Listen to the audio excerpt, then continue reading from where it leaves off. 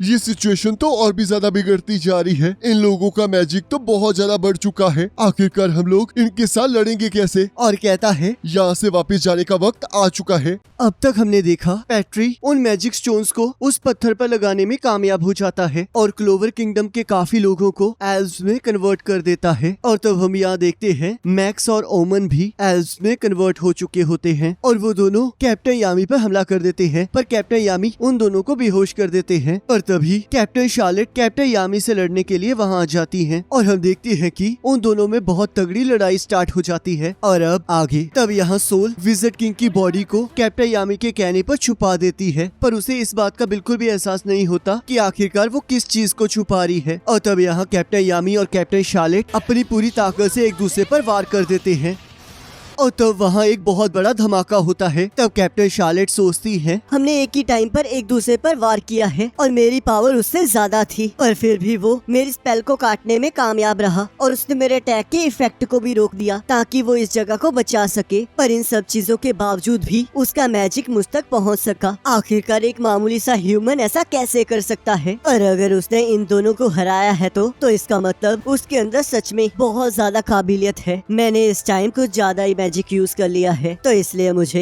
लिच और बाकी सभी लोगों के आने का इंतजार करना होगा। तब सोल कैप्टन शार्लेट को देखकर सोचती है, आखिरकार अब ये कहाँ जा रही हैं? और ब्लैक बुल के कैप्टन का क्या हुआ? तब वो वहाँ पर पड़े हुए मलबे को देखकर कहती है, तो क्या इसका मतलब कैप्टन शार्लेट ने कैप्टन यामी को हरा दिया? और तभी कैप्टन यामी वहाँ से चीखते हुए बाहर निकलते हैं और कैप्टन शार्लेट को फिर से धमकियाँ देने लगते हैं और कहते हैं, आखिरकार वो कहाँ चली गई? मैं उसे खुद सबक सिखाऊंगा। और आखिरकार तुम यहाँ क्या कर रही हो? जो चीज मैंने तुम्हें दी थी तुमने उसे कहाँ छोड़ दिया है? तब सोल कहती है, चिंता मत कीजिए, मैंने उसे एक सुरक्षित जगह छुपा दिया है। तब कैप्टन यामी कहते हैं, ठीक है, अब तुम जाके सिटीजन्स का ध्यान रखो और बाकी मैजिक नाइट्स को भी अपने साथ ले जाओ ताकि तुम और लोगों को भी बचा सको। तब सोल वहाँ से चली जाती है और तब हम यहाँ देखते हैं रॉयल कैसल में एल्व्स ने बहुत तबाही मचा रखी होती है और यहाँ जेल से पर्पल ऑर्कस का पुराना कैप्टन गिल्ड्रे आजाद हो जाता है और वो कहता है, पता नहीं आखिरकार बाहर क्या चल रहा है, पर मुझे इससे क्या लेना देना। आज तो मेरा लकी दिन है क्योंकि मैं आज यहाँ से आजाद हो चुका हूँ। और तब हम देखते हैं रैपजी भी अपनी जेल से आजाद हो चुका होता है। तब रेपची कहता है, पर्पल ऑर्कस के पुराने कैप्टन से मिलकर खुशी हुई। मुझे नहीं लगा था कि मैं तुम्हारा फेस दोबारा से देखूंगा, पर मुझे माफ कर देना। अभी मैं यहाँ से जाने के लिए काफी बेताब हूँ, तो इसलिए हम लोग किसी और टाइम मिलेंगे। इतनी भी क्या जल्दी है? क्या तुम्हें याद है 2 साल पहले तुमने एक मिशन के दौरान मुझे ये घाव दिया था और बाद में मुझे पर ये ब्लेम लगा दिया कि वो मिशन मेरी वजह से खराब हुआ था, जिस वजह से तुम्हें मुझे पर्पल ऑर्कस से निकालने का बहाना मिल गया। तुम्हारे साथ वैसा ही हुआ जैसा होना चाहिए था। वैसे भी सारे स्क्वाड मेंबर्स तुमसे नफरत करते थे क्योंकि किसी भी पर्सन ने तुम्हारी साइड नहीं ली थी। और तब वो दोनों एक दूसरे को अलग अलग चीजों के लिए ब्लेम करने लगते हैं और आखिर में कहते हैं, अगर उस एंटी मैजिक वाले लड़के ने हमारा ये हाल ना किया होता तो हम लोग कभी भी यहाँ ना होते। और तब हम देखते हैं एक एल्फ ह्यूमंस को ढूंढते हुए वहाँ आ जाता है। तब रेवची सोचता है, इस आदमी की पावर तो बहुत ज्यादा है, क्या इसके जैसे ही लोग हैं जो कि बाहर हंगामा कर रहे हैं? तब गिल्ड्रे सोचता है, जो बाहर हो रहा है वो क्या द आई ऑफ मिडनाइट सन करवा रहा है? लगता है मैं बहुत ज्यादा खतरनाक लोगों का साथ दे रहा था। और तब वो एल्फ उन्हें मारने की धमकी देता है, जिस वजह से वो अपने आप को बचाने के लिए एक दूसरे का साथ देने लगते हैं। तब गिल्ड्रे अपने मैजिक से उन दोनों को वहाँ से गायब कर देता है। तब वो एल्फ कहता है, आखिरकार ये कहाँ गए? इनका तो मैजिक भी गायब हो गया है, पर अगर ये बात है तो मैं ये पूरी जगह को ही उड़ा दूंगा। और तब हम देखते हैं रैपची अपने चेन का यूज करके उस एल्फ को कैद कर लेता है, जिससे उस एल्फ की पावर सील हो जाती है और तब वो दोनों इकट्ठे वहाँ से चले जाते हैं। और तब यहाँ द आई ऑफ मिडनाइट सन के हाइड आउट में लक और बेन भी एल्फ में कन्वर्ट हो जाते हैं। तब नोएल कहती है, आखिरकार तुम दोनों का मैजिक इतना ज्यादा खतरनाक क्यों लग रहा है? तब मिमोसा का भाई सोचता है, नोएल बिल्कुल सही कह रही है, इनका मैजिक तो बिल्कुल लैंग्रेस की तरह लग रहा है। और तब लक और बेन एक दूसरे के गले लगते हैं और लक उन दोनों को मारने के लिए कहता है और बेन इस बात के लिए मान जाता है। और तब लक नोवेल पर हमला कर देता है, पर उसका हमला मिस हो जाता है और यहाँ नोवेल पूरी तरह से शॉक में होती है। और तब लक जैसे ही दोबारा से हमला करने लगता है, मिमोसा का भाई उनके सामने एक चेरी ब्लॉसम की दीवार खड़ी कर देता है और कहता है, मुझे नहीं पता यहाँ क्या चल रहा है, पर वो दोनों अब वो नहीं रहे जो पहले थे, तो इसलिए नोवेल लड़ने के लिए तैयार हो जाओ। तब नोवेल कहती है, आखिरकार यार मैं लक के साथ कैसे लड़ सकती हूँ, वो तो मेरा दोस्त है। तब लक कहता है मैं यहाँ पर कुछ नहीं देख पा रहा हूँ, तो इसका मतलब अब मैं निशाना नहीं लगा पाऊंगा। तो बस मेरे पास एक ही रास्ता बचा है कि मैं इनके पास जाकर इन्हें खत्म कर दूं। और तब यहाँ नोवेल अपने और मिमोसा के भाई के आसपास एक डिफेंस स्पेल एक्टिवेट कर देती है और लक उस डिफेंस को तोड़ने में कामयाब हो जाता है। इसका मैजिक तो बिल्कुल ही चेंज हो चुका है। तब लक कहता है तुम्हारा मैजिक तो थोड़ा अलग लग रहा है, क्या तुम रॉयल हो? तब मिमोसा का भाई हाँ कहता है। तो इसका मतलब अब तुम्हें मारने में और भी ज्यादा मजा आएगा। और यहाँ हम देखते हैं राया की पावर भी बढ़ चुकी होती है। तब जोरा सोचता है ये तो पहले से ही मॉन्स्टर था और अब तो ये और भी ज्यादा खतरनाक हो गया है। तब राया कहता है मैं चाहे खुद एक झूठा हूँ, पर मैं दूसरों को देखकर ये बता सकता हूँ कि वो झूठ कह रहे हैं या नहीं। तो एंटी मैजिक वाले लड़के, जो तुमने एक ऐसी दुनिया बनाने के बारे में बात की थी जिसमें सभी लोग खुश रहेंगे, वो तुमने पूरे दिल से कहा था और तुम्हारा हर एक लफ्ज बिल्कुल सच था। वैसे तो मैं ये एडमिट नहीं करना चाहता, पर तुम्हारी बातें सुनकर मेरा दिल सच में भर आया।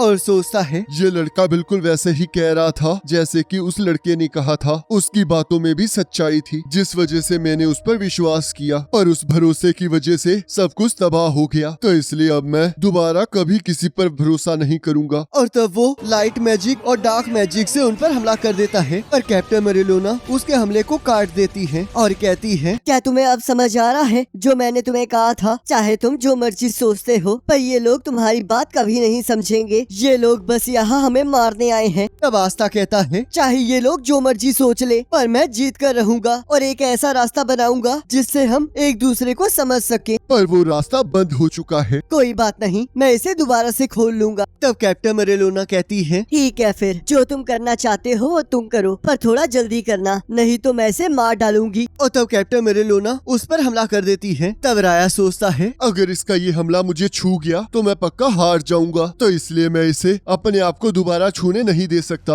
और तब हम देखते हैं वो स्पेशल मैजिक और लाइट मैजिक को यूज करके इधर उधर भागने लगता है और वो साथ साथ से उन लोगों पर हमला भी करने लगता है और वो तीनों उसके हमले को डॉज कर देते हैं। तब जोरा कहता है आखिरकार अब हम इसे कैसे संभालेंगे? और तब हम देखते हैं छत तोड़कर कैप्टन रिल भी वहाँ आ जाता है और वो भी एल्ब में कन्वर्ट हो चुका होता है। और तब रिल राया को देखकर बहुत ज्यादा खुश हो जाता है और उसे गले लगा लेता है। तब आस्था कहता है आखिरकार तुम दुश्मनों के गले क्यों लग रहे हो? वो बिल्कुल पागल है और हमें मारना चाहता है। तब रिल कहता है आखिरकार इसकी प्रॉब्लम क्या है और ये कहना क्या चाहता है? हम लोग उससे इस टाइम लड़ रहे हैं, पर आखिरकार तुम लोग दोस्त कैसे बन गए? क्या मैं तुम्हें जानता हूँ? और आखिरकार तुम मुझे रिल क्यों कह रहे हो? मेरा नाम लायरा है। और तब आस्था को ये सब कुछ देख के कुछ समझ नहीं आ रहा होता। तब जोरा सोचता है रिल की पावर तो सच में बहुत ज्यादा बढ़ चुकी है और अब तो वो बिल्कुल राया की तरह लग रहा है और इन दोनों का मैजिक तो बिल्कुल लैंग्रेज की तरह बहुत खतरनाक लग रहा है। तब कैप्टन मेरिलोना सोचती है क्या वो लाइट एनिमी की स्पेल थी? इनके मैजिक को फील करके लग रहा है कि इनका ब्रेन वॉश नहीं किया गया है और ये लड़का तो आस्था को पहचान भी नहीं रहा है। तो क्या इसका मतलब इसके ऊपर किसी ने कब्जा कर लिया है? और तब रिल आस्था पर हमला कर देता है पर हम देखते हैं वो तीनों मिलकर उसके हमले को रोक देते हैं। तब जोरा कहता है ये एनिमी के मैजिक के कंट्रोल में है, तो तुम्हें इसके ऊपर अपने एंटी मैजिक से हमला करना होगा ताकि ये होश में आ सके। तब राया कहता है माफ करना, पर तुम्हारा मैजिक हम तक कभी नहीं पहुंच पाएगा। तब जोरा कहता है वो तो हम देख ही लेंगे। तुम्हें क्या लगता है क्या मैं इतनी देर से बस तुम लोगों की लड़ाई ही देख रहा था? और तब हम देखते हैं वो चारों तरफ से अपने ट्रैप्स को एक्टिवेट कर देता है और तब वहाँ चारों तरफ ग्रे स्मोक हो जाती है। तब राया कहता है इस तरह का मैजिक हम पर कोई काम नहीं करेगा। तब रिल कहता है चाहे मैं कुछ भी नहीं देख पा रहा हूँ, पर मैं अभी भी मैजिक को डिटेक्ट कर सकता हूँ, जिस वजह से हम लोग बिल्कुल ठीक है। तब जोरा कहता है पर तुम इसे डिटेक्ट नहीं कर पाओगे क्योंकि ये बिना मैजिक का मॉन्स्टर है। और तब आस्था अपनी ब्लैक फॉर्म में आकर रिल के मैजिक को काटते हुए उस पर हमला कर देता है पर वो उसे बस एक खरोच ही पहुंचा पाता है और सोचता है ये ज्यादा तो नहीं है, पर ये इस स्पेल को तोड़ने के लिए काफी होगा। पर हम देखते हैं रिल पर उसका कोई असर नहीं होता। तब राया कहता है ये कोई मामूली स्पेल नहीं है, ये एक रीइंकार्नेशन स्पेल है जिस वजह से हम एल्ब्स की सोल इन ह्यूमन बॉडीज में आ चुकी है और ये स्पेल अब पूरा हो चुका है जिस वजह से ये बॉडीज अब हमारी है। तब आस्था कहता है बकवास करना बंद करो और रिल को हमें वापस दे दो। और तब हम देखते हैं वहाँ और भी लोग आ जाते हैं। तब जोरा सोचता है ये सिचुएशन तो और भी ज्यादा बिगड़ती जा रही है। इन लोगों का मैजिक तो बहुत ज्यादा बढ़ चुका है। आखिरकार हम लोग इनके साथ लड़ेंगे कैसे? और कहता है यहाँ से वापस जाने का वक्त आ चुका है। तब आस्था कहता है क्या तुम पागल हो? हम लोग इस टाइम यहाँ से बाहर नहीं जा सकते। तुम बिल्कुल